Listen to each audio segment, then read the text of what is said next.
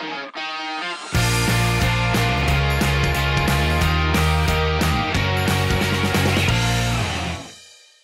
this is Terry Hall of the Specials and a huge fan of Manchester United. Yeah.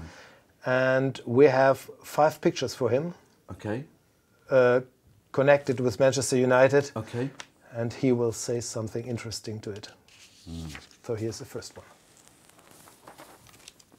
Okay, well that was the night, it was the European Cup final, and that was the night that I fell in love with Man United. And starting when I was 9 years old, that was the starting point in my love affair. Would you also have been fallen in love if United didn't win this game? Yeah, because you know what was weird? It was like we saw the game in colour and we had black and white TVs and it was like the spectacle of it in colour.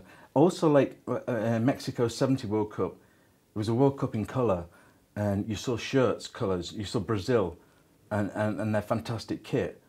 And it was that point I fell in love with Brazilian football too. Something draws you to it, man. It's like, and it's you know, it's like, I think kits are really underrated. You can play great in certain kits. Look at Real Madrid. You can play great in certain kits. United in blue, I've always loved. Yeah. This one is about football and music too.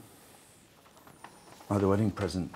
Yeah, that's George Best with Dirty Legs and an even dirtier mind. George Best has always been like a hero, and he was the one footballer that made me think about football and how to play the game. And it's like when you're a kid, you see, you're exposed to football. I see it with my boy who watches YouTube, and then he tries these tricks when he plays for his school team, and they're disastrous. It's like disastrous, but it's fascinating the effect a player, like my boy now has discovered Johan Cruyff, and he still tries to do this Cruyff move, and he hasn't done it yet, but it's just lovely to watch. Yeah, George Best. And I remember, like, I was talking to my kid at the weekend, and I had a pair of George Best boots that were purple and black and side-laced, and you'd never seen any boots like that before. There was a boot that was introduced by Alan Durban, the Derby County, a white boot. It's the first white boot I ever saw, and it was nuts. But George Best had the most amazing boots, but I can't find them. And what do you think about the band and the cover? The wedding present I don't know too well. I know of their stuff, but that's a fantastic cover. That's an amazing cover. Young man. Oh my God. Which is, wow, Gary Neville looks weird. Which is the philosophy, really, and with United it stems from the Busby Babes and the Munich air disaster, and it's really ingrained because there was a team on the verge of real greatness and they lost their lives, and I think whether it's like it's subconscious that's the way we want to play at United. We want to develop young players and bring them through. And at that period with Ferguson, he brought some amazing players through. I mean, like Paul Scholes is loved as a footballer, but I find him so underrated.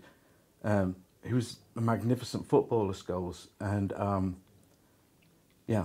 But that sums up United kids. You know what that is? Yeah, I do. I can see what's gone on there.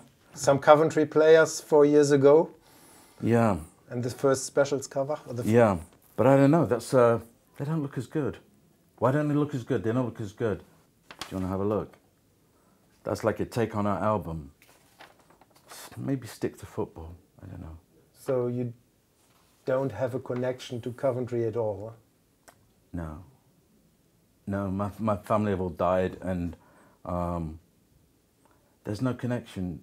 But I remember leaving Coventry, and it was quite hard to leave because that's where we were born and grew up. But I also remember returning from when I was a kid, returning from United matches back to station and getting chased a lot by Coventry fans. So there's no love there at all. And yeah, but Coventry's great. It's going to be the city of culture. I don't know where they're going to find some culture from. It's like, well, it's going to be difficult. But we're playing there this year.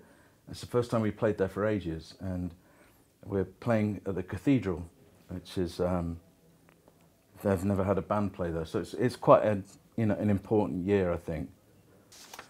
Probably a very exciting moment. Yeah, that was in Barcelona in 1990 against Bayern Munich.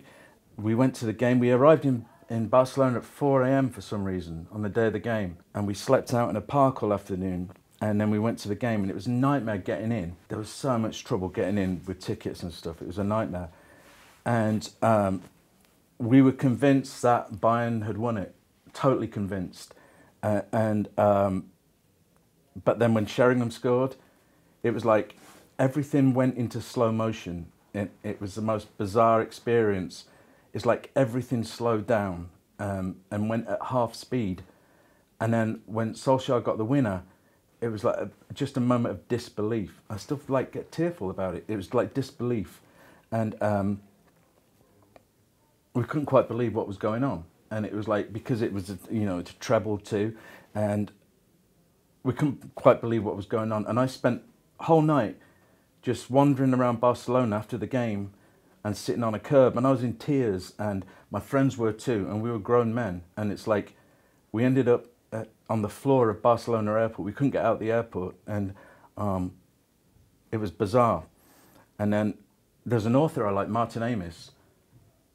We were sitting at the airport, and I sort of woke up, and he was there next to me, and everything felt surreal about that day, like everything. But yeah, man, the Bayern Munich players after, when they all just collapsed, man, it was like, that's proper football, man.